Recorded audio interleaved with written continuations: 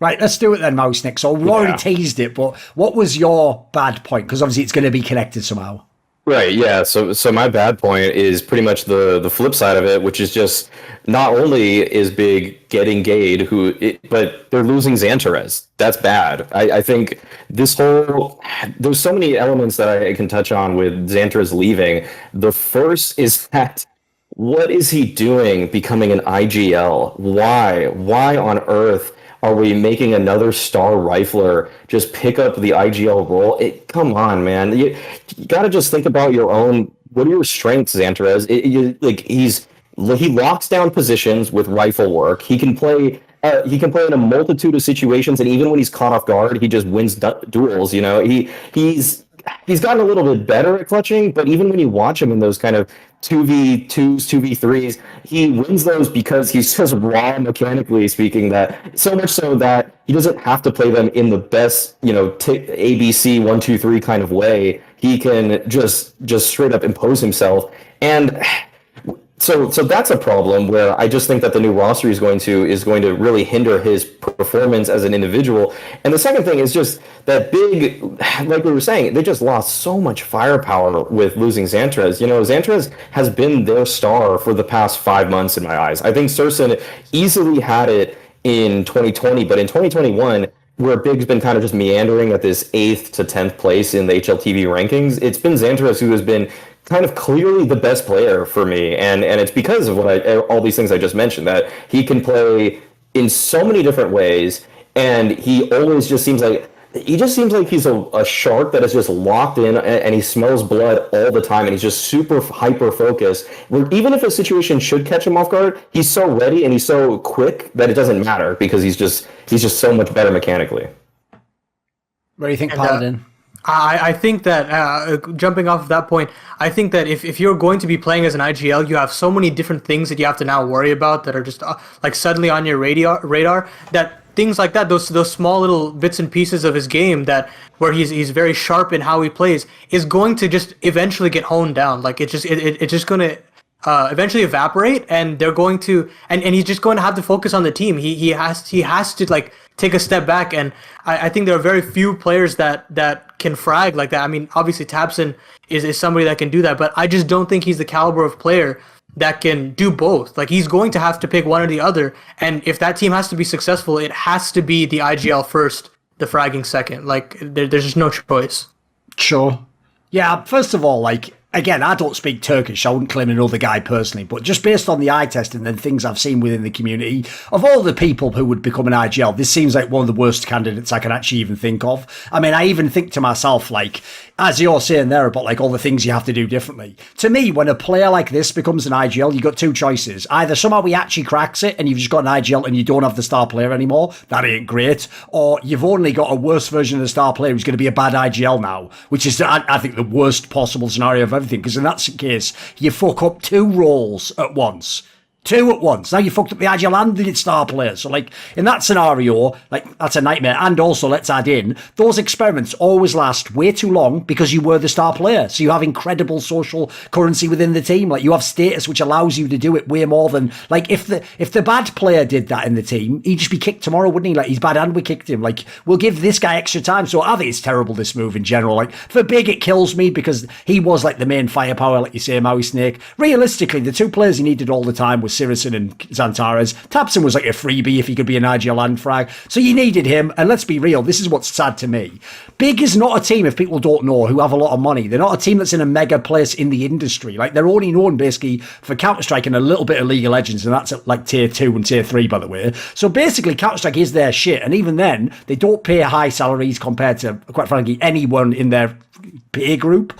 They were paying very low salaries for the top 10 ranking, by the way. The idea they had the number one team in the world was basically a bargain team. And then the other thing is, if you're in that position, it means whoever is going to be a Xantares type player for you, it's going to have to be a player like Xantares. It's going to have to be someone who has a gamble reason that they would join your team. So everyone knows years ago it was Smooya. In this case, it's Xantares. Who could it be in the future? It'd have to be someone like Oscar. It'd have to be someone like fucking Guardian or something. The problem they have is there aren't really many players they could ever get that are as good as Xantares, no matter what flaws you might think Xantares has. So I kind of do feel sadly, maybe they do even improve tactically, tactically, but they just become like, you know, the fucking 15th best team in the world, and they're just cool for tactics, you know, but it won't make them like put it this way, if anyone's hyped that they're actually going to be like amazing, I can't see it personally. And then on the Xantares side, like, I know that on paper this sounds fun, and I compared it to the Tai Lu team, because I always used to say they're fun to watch, but they are a nightmare the way they're playing Counter-Strike. Like, I can't see who actually thinks this, like, fucking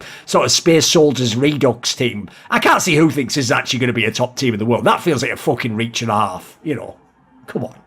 I can't see them progressing past, you know, a fluky run at one tournament, especially when they're newer and people don't know their style yet. They could come top 4 in some kind of, you know, if DreamHack Masters still existed, it just feels like they would come top 4 at one. And that's probably the best run that they have, and they'd probably keep the lineup together longer by 6 months than it should, just because of that kind of, you know, just single fluke and everyone popping off in a way. But once people really read their style, I think it's going to end up being a little bit more one-dimensional. I would be shocked if Xantares as an IGL in 4 months could play a style that runs the clock down to 25 seconds. I'd be amazed, honestly. So, you know, good luck. Good luck, because he's so exciting when he's on, but as an IGL, this just it just makes no sense. Oh, and by the way, just because people do this, you know where people come up with different corp reasons as to why it could work, and they just reach like a motherfucker, like prime Street Fighter 2 Dalsim reaches just across the entire screen. Right, here's a reach and a half. So people might say naively, Maui Snake, but he was just in big, and you said they're a really great tactical team. Right, I'll take the same logic. If I told you tomorrow Device is going to be the IGL and NIP, are you all in on that? Do you love that idea? Then shut the fuck up, because that would even make more sense than fucking Xantares being. So if you're not going to grant that to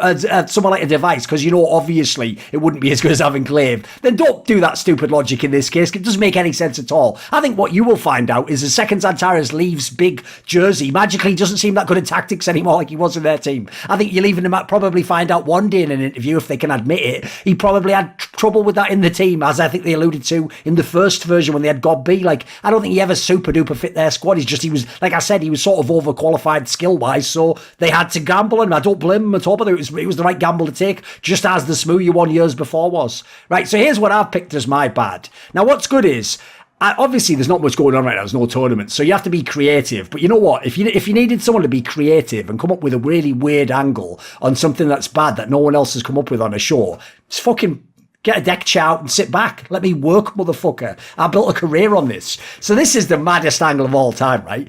This is actually something that low-key is pissing me off, but I'm the only person in the world who actually is pissed off by this, which is, now that we've got LANs back, right? Yes, only like in the most technically true sense I am Cologne. It didn't have the stadium and stuff, which is what we all really tend to mean by LANs and the atmosphere and all that. But we're getting back to that closely. And obviously the whole premise of this drama about the major is that it has to have a crowd. It has to have something like what we used to when you mean LAN. Even if that was, you know, like a fifth of the people, it'd still be better than what we had currently, right? So I'm looking to a world where we get back to the real LAN circuit, right? And it's LAN after LAN after LAN. Well, here's the one downside, right?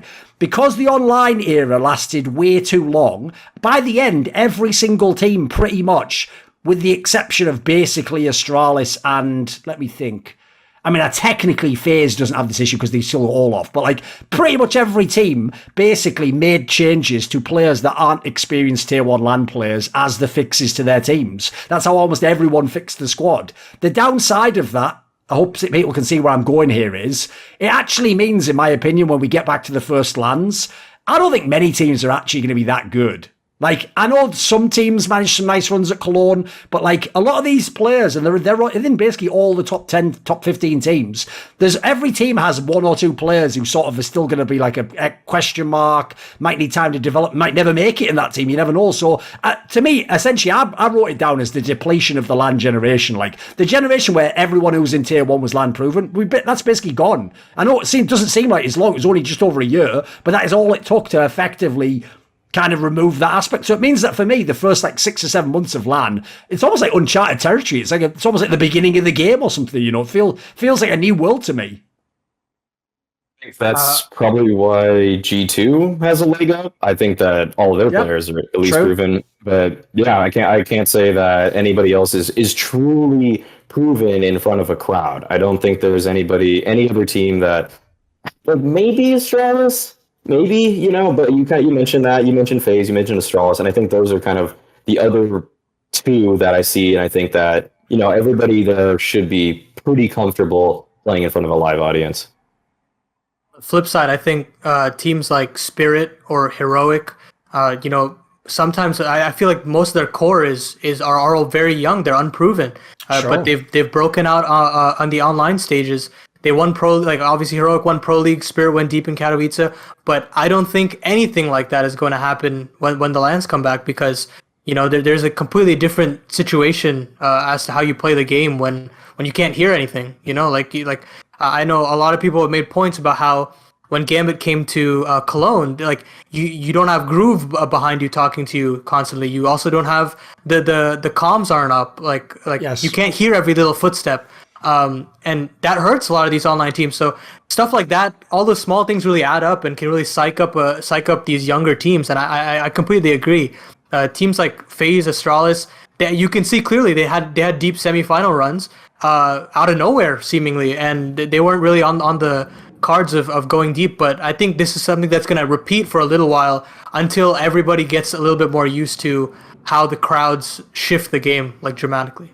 Like, one thing I always appreciated, basically, like I'll use the NBA analogy most, because I know back in the day you used to watch it a bit. One thing I always appreciated is that we actually had in Counter-Strike kind of like a sports vibe where it makes sense almost where people place in the tournament. Like, yeah, you're a guy who's only ever made the first round of the playoffs. Like, oh, you're the guy who's won the challenge. Like, there was almost a logic if you looked at usually where people were on LAN. Like, it was a good barometer of how good people actually are. Whereas I feel like if anything, by the way, if you're a fan of these new players, like the fact there's so many of them, a couple of them probably going to have a mad initial start to the LAN career where they might play way better than they should, but it'll make it a bit weird because, speaking of, I'll give you the best example when we were speaking earlier of MSL. There's someone where his teams, it's very rare they're going to place 4 playoff rounds further than you'd expect. Like, they're probably going to be a quarterfinal team or, maybe make it out of group. It's kind of like, there's a logic to where they are, I feel like that's gone at the moment. I agree with that. Yeah, that's similar to the NBA bubble, where it just seemed like this Miami Heat team kind of came out of nowhere. They had one player that was decent, but then it's kind of like, really? That's where they're placing now. And then just disappeared right afterwards, as you say. Yeah, exactly. Once there's crowds again, like, what are you guys doing? That I really hope that doesn't happen to Gambit, because they did play such great CS during the online era. It would be really a shame to see all of that just be written off immediately once they start placing, bottom, topping out at top 8, at tournaments. But it already seems like they've kind of proven that at Cologne, that they should be solid, given the fact that they made it out of groups. But yeah, it was always kind of comforting to know that there was some level of consistency with LAN proven players that, like you said, it's just you look at their names and the name value actually holds weight. Whereas during the online era, you could just pick up any FPL kid and he might actually be the reason you guys make it to the playoffs in the next tournament. I'm kind of looking at Yakinder with that one, but I mean, he did it for so many months straight that he's the best version of that. Yeah, exactly. Yeah. So I think. But we'll see. We'll see if those individuals continue to perform, and I hope they do, because it can usher in a new era of just people that we get familiar with, and we already know that some of them have fun enough personalities and they're charismatic enough that, like Kinder, who's he's kind of become a fan favorite, and he's also been someone that people love to hate at the same time. Want to see more cool, funny, interesting clips based on topics from my content? Well, subscribe to this channel then, or, be a pleb and don't.